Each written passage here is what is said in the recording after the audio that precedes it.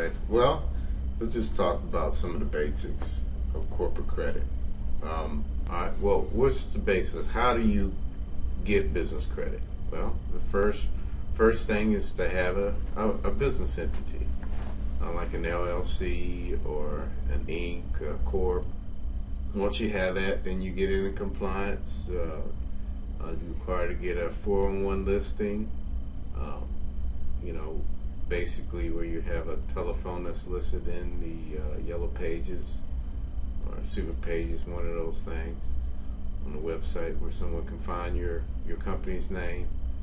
And then you get registered with Dun and Bradstreet. Dun and Bradstreet is kind of like the first step. Once you get listed there, then you just continue to move forward. Look, one of the things I wanted to talk about, because I'm just kind of rambling, is what are the benefits of corporate credit? What does corporate credit allow you to do? I mean, that's because actually that's a lot more important than the how and the why.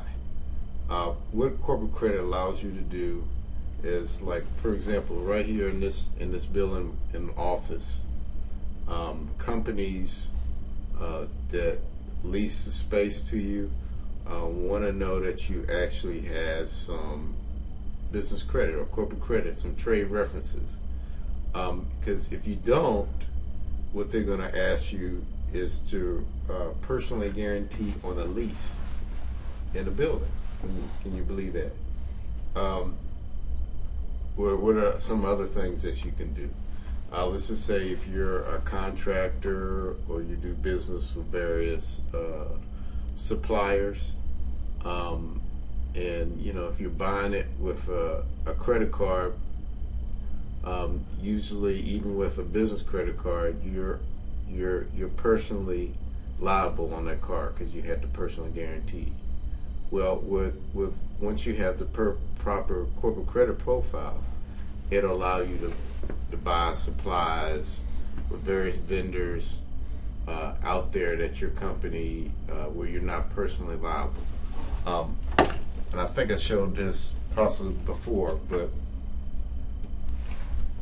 our company, for illustration purposes, we have a business corporate credit cards.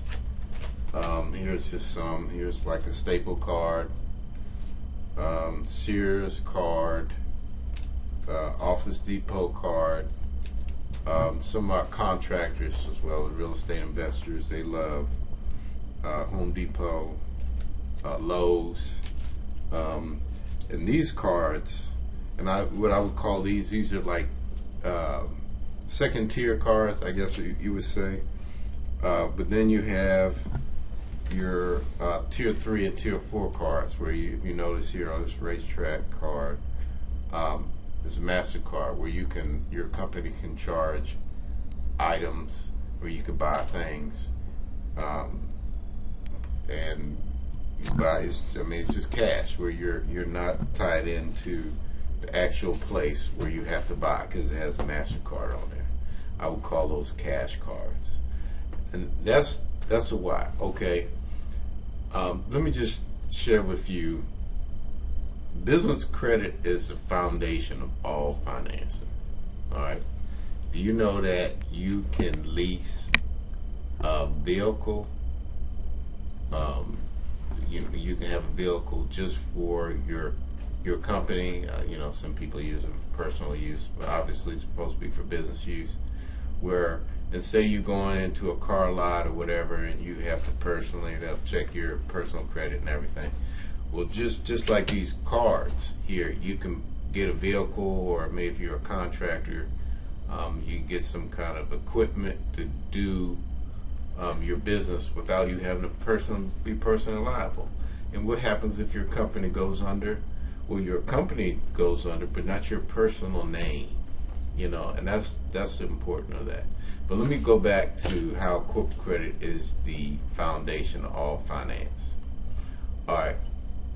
Let's say you're a company that actually sells equipment, or you're a distributor. All right. Now, and I do a lot of finance. It's one of the reasons why I got into this business, into corporate credit, and it intrigued me so much, because I do a lot of business loans, equipment finance, commercial real estate finance, and also another form of finance called asset-based lending, which I'll kind of explain. And everything kept going back to corporate credit, business loans, all this stuff.